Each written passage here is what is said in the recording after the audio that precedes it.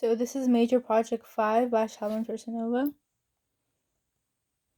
I chose the on-the-go diet, and 100% of the diet is made of processed foods because it's foods that have been canned, it's frozen, it's cooked, and it has preservatives and chemicals. For example, the Starbucks, the French fries, the Sprite. All of those have a lot of sugar. It's easy. It's fast food, and whole foods like asparagus and broccoli really were not present in this diet. The closest would be the applesauce, but again, it's canned, it's sweetened, but it's really just processed. As far as carbohydrates, the total carbs was 277.69 grams, total sugar was 97.65. There was also dietary fiber, but the majority of the carbs came from French fries, potatoes, chips, Wendy's sandwich, and lower amounts in the applesauce. Majority of total sugars came from soda, applesauce, Starbucks, Gatorade, and majority of dietary fiber came from the French fries, potato chips, Starbucks, and the monosaccharide, I would say, is the French fries. Polysaccharide would be the potato chips, and disaccharide, sweetened applesauce. And the person had their DRI, their calories was above the DRI goal for the grams of carbohydrates. And it was 102% on the go diet.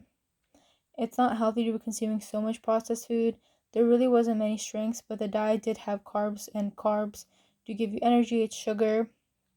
And additionally, the dietary fiber was a bit too low at 75%.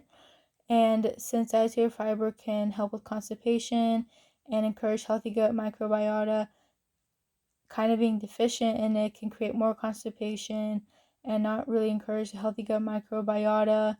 And having a stable number of calories from carbs means that you have energy of ATP. It's not like you're not eating any carbs. And these are some charts: sugar, fiber, grams. As far as fats, the saturated fat and cholesterol mainly came from French fries and potato chips. The majority of the fats came from potato chip and French fries and Wendy's sandwich. Limited amount of trans fats, but there was a tiny amount which came from the French fries and cereal bar. The mono fat mainly came from potato chips at 38%, French fries 33%, Wendy's sandwich at 24%, and there were small amounts of omega-3 than omega-6. And this just shows like polyfat, trans fat, limited amount. As far as the fat percentage, it was a bit too high, 118%. Polyfat was also high, 157%, while monofat was low at 62%, which our weakness is the strength is that the person didn't consume really as much trans fats. Trans fats, like not eating trans fats is good because trans fats raise the LDL, bad cholesterol, lower the HDL, good cholesterol, and cholesterol can build up in the arteries, which makes it harder for the blood to pass through. Eating low monosaturated fats can increase inflammation because monosaturated fats reduces the risk of heart disease and decreases inflammation. And this just shows like omega-3 and 6. And as far as the proteins, the total animal and plant types of proteins, animal proteins coming from the chicken sandwich at almost 50%, peanut butter, plant protein, peanut butter from the sandwich, or just peanut butter has a protein at 9% from the peanut butter jelly sandwich. And since the person has a high level of protein at 117% of the DRI, they have fulfilled their protein level, and the weakness would be that more plant-based protein could be needed. And really unprocessed natural protein sources need to be present in this diet. As far as the health outcomes, having enough protein means you're satiated, you don't eat as many calories, like reduction appetite. It's good for bones and for like building muscle and stuff. And the negative would be that it is processed, so there might be an increased risk of cancer due to the processing of the meat. But this is mainly for people who like really they're just only eating proteins and meats and stuff. But this person had had carbs and fat and stuff, so this person isn't as much of a risk, but eating only protein can increase the risk of certain cancers. As far as the types of vitamins and minerals found in the diet, we had A, B1, 2, 3, 6, 12, C, D, E, folate, and so this is mainly just coming from right here. So calcium, iron, potassium, so all of these. And thiamine is mainly coming from the Wendy's sandwich, cereal bar, and french fries. Another example is phosphorus coming from the Wendy's sandwich, french fries, potato chips. Iron coming from the Starbucks, Wendy's sandwich. And this just shows the iron, like I just said, like Starbucks, 45%. As far as vitamins and minerals, the weakness is that there's low amounts of vitamin A, E, folate, B12, calcium, and iron. Strength is great or adequate amounts of B1, 2, 3, 6, phosphorus, potassium. So riboflavin is important for growth development, for the cells to function, and it helps the body break down fats and proteins and carbs. And low amounts of vitamin A means a lower immunity and hematopoiesis. So I just said like this person, there was low amounts of vitamin A, so it could mean lower immunity. Vitamin B6, which was adequate, helps in with the central nervous system. It helps in making neurotransmitters like serotonin, increases HDL, lowers triglycerides, and as far as bioavailability, it's the proportion of a nutrient that gets absorbed from what you can eat and is used for daily function. So vitamin C rich foods can prevent thiamine oxidation, and vitamin C can also act like an antioxidant, but animal sources are more bioavailable than plant sources. As far as like specific changes to the diet, watermelon water is better than Gatorade, so watermelon water is also on the go. You can find it in stores. So Gatorade has high amounts of added sugar and preservatives, while watermelon water can have no, if a lot less than Gatorade, of sugars. And then unsweetened applesauce as opposed to sweetened applesauce, again less sugar. There's too much sugar. Too much sugar can increase high blood pressure, heart disease, risk factors, inflammation. Same thing for this one. And unsweetened passion tea with coconut milk from Starbucks as opposed to the normal Starbucks mocha. If you eat a lot of caffeine, like the Starbucks, it can make you just extremely hyper. A lot of energy can lead to insomnia, raised blood pressure. So tea is better in that way. And again, it's just a healthier, less sugar option. As far as diagnosing chronic disease, the major symptoms here: weight gain, fatigue, swelling around the eyes, constipation, dry skin, hair, lower basal metabolic rate. I have other couple ones highlighted right here.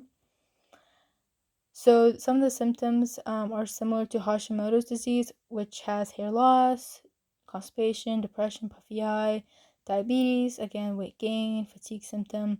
I would say this person has hypothyroidism because the major symptoms like fatigue, constipation, dry skin are classic symptoms of hypothyroidism.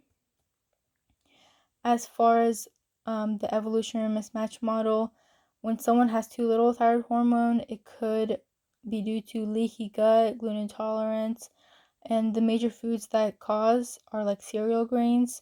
The high levels of lectin open the tight junctions, and the enzyme inhibitors keep proteins intact. So, like the processed foods, can act like detergents on the gut lining, and human beings have evolved from eating mainly plants and vegetables and fruits and meat from like hunting and gathering to going through industrial revolution and having foods which have all kinds of preservatives, and then to have like a longer shelf life and everything, which makes like more foods processed and canned and frozen. So we have somewhat created the leaky gut problem, which can lead to hypothyroidism. I would recommend the AIP autoimmune protocol diet based on the diagnosis. So, designing the diet.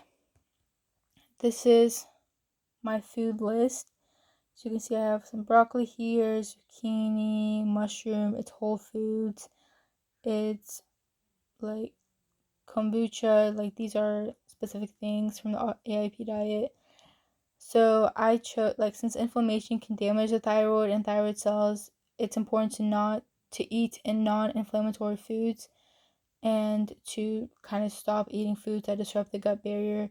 So you basically have to start from like level 0, and it's gonna be kind of restrictive in the beginning, but you have to like do that for like 30 days to months or even years to release the full effect. Not years, but like as much time as you need, probably at least about like 30 days. And then you can start reintroducing food until the offending food is found, so that the diet isn't as restrictive, because it's hard to be on a restrictive diet in the first place. So this diet includes vegetables and proteins, healthy fats, but it would avoid grains, dairy, soy, legumes, and other things right here, sugar. It's effective for hypothyroidism because it allows the gut to heal, which is the one of the causes of hypothyroidism was leaky gut. And it's personalized, so they can find out exactly which food caused most of the gut, and then like the swelling of the eye, like the symptoms like swelling of the eyes, and then the person can reintroduce the foods over time. This is my macronutrient distribution report right here. Protein, carbs, alcohol, or no alcohol. Bar graph report image. As far as personal dietary analysis, I had sugars and fiber in my diet, but I had low amounts of fiber. I had chicken sandwich, peanut butter, potato chips, for example, which have carbs. The peanut butter is high in calories and saturated fats. Potato chips high in fat and calories. And the strengths of the diet that I had is I had a variety of foods with different types of carbs. Yeah, I had like dietary fibers and sugars, and carbs are used for energy. So, but the weakness would be that, like, it can lead to weight gain because I had a lot of carbs if uncontrolled. And we are living in a world where people just go to fast food and buy things because it's cheaper and it's fast instead of making regular meals. So it can be like a lot of processed stuff. As far as processed food, it is also made with harmful bacteria, and not like every single time, but there can be harmful bacteria, and people don't really realize exactly what's in their food, and it makes you eat more calories. It's not really satiating. One interesting fact is that refined or simple carbs have had most of the nutrients and fiber removed, and this has been linked to like obesity, heart disease, type 2 diabetes, and humans have evolved from eating more refined carbs. The nutrition is being lowered of each food, so just from eating whole foods to like just processed foods. This just shows BMI, which I've talked about in class before. As far as personal lipid intake, the main types of lipids I had in my diet were total fat, saturated, and I had cholesterol from my eggs, saturated fat from my beef and lamb, polyunsaturated fat from walnuts and soybean oil, trans fats from pieces of cake and Burger King, omega-3 from salmon, 6 from poultry. My ratio of omega-6 to 3 was 12 to 1. And the foods I consumed were overall nutritious. I ate a variety of lipids and tried to eat both omega-3s and 6s, which is a positive. The benefits can include like improved eye health, but I did have a lot of trans fats from cakes and stuff. And the outcome of this could be raising my LDL, which is bad cholesterol, and lowering HDL, which is good cholesterol, which is a negative. It can cause cholesterol to build up in the arteries, leading to strokes and disease. Throughout time, society has been eating less fats and more carbs because people do have an idea from the fad diets and stuff that eating more fat makes you gain more weight, but it actually leads to my interesting fact, which is that high fat diets are better to lose weight than low fat, like high carb diets. As far as personal protein intake, I had animal protein coming from the fish and eggs and deer, plant protein coming from peanuts, and I did meet my DRI goals. I ate a variety of protein sources, and I did meet my DRI goals. So the strength is I had both plant and animal sources. I had omega-3s and 6. It made me feel satiated. However, the weakness would be my ratio of omega-6 to 3 wasn't perfect. I could increase my omega-3s, lower omega-6. A lack of omega-3 could mean rough, scaly skin. Too much omega-6 could mean raised blood pressure, blood clots. So as far as evolution, humans have went from hunting and gathering, so majority of the diet could come from proteins, to eating less fresh protein and more artificial protein shakes. So everyone's eating protein shakes right now, but it's really better to eat whole foods with like fresh foods, not just like powders and shakes. The most interesting thing I learned is actually that there's protein coming from plant sources. I didn't know that before. As far as personal vitamin, biotin from the cheese and eggs, niacin from chicken. I didn't have enough vitamin K and A. A is important for normal vision and immune function. K is important for blood clotting. I was sufficient in vitamin B7 and B3, and B7 is needed for the liver metabolism and creates enzymes. Vitamin deficiency, um, B3 helps convert food into glucose and reduces feeling tired. And the most interesting thing I learned about vitamins is that vitamin C and beta carotene can act like antioxidants. They prevent the cells from being damaged by oxygen. This just shows like clotting and just vitamins and minerals. As far as personal mineral intake, I got sodium from pizza and fast food. I had insufficient magnesium, potassium, and iron, so I felt tired and tremors and stuff. I was sufficient sodium and phosphorus, so I had a good balance of fluids, a good nerve impulse. Calcium is important for healthy bones and teeth, helps muscles relax. So the most interesting thing I learned is that all the food groups have foods rich in minerals. Like milk is a good source of calcium. Nuts and seeds are sources of copper and manganese. And throughout our evolution, foods now aren't naturally rich in vitamins. We now have minerals infused water. And since nutrients can be stripped away, it's hard to get all of the minerals naturally. It's again just pictures showing certain foods, minerals. So the amount of water, salt, and whether food has more artificial preservatives and additives isn't necessarily discussed on NCP. A diet could seem healthy when all the vitamins and minerals are above 80% and the DRI is met. However, all the foods come from fast foods. And a diet may have a ton of leafy vegetables, but it may be lower than the DRI for calories, so it can seem unhealthy, but it's just honestly hard to obtain calories from fresh sources rather than fast food.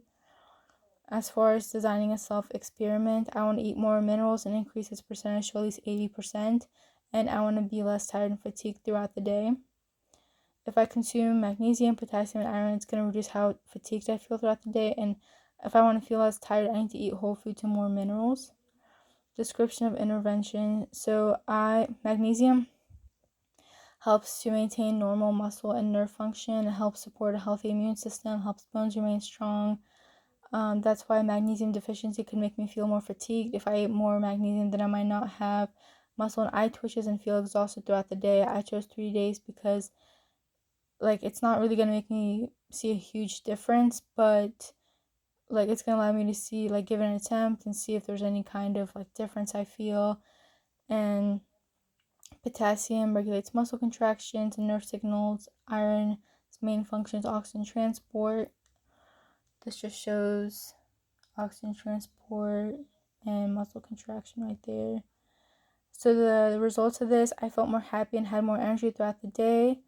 I was able to run faster, and this is like my before and after. Like I went from 114 before intervention, and then after at 380, and recommended 310 to 420. So I did make a difference there.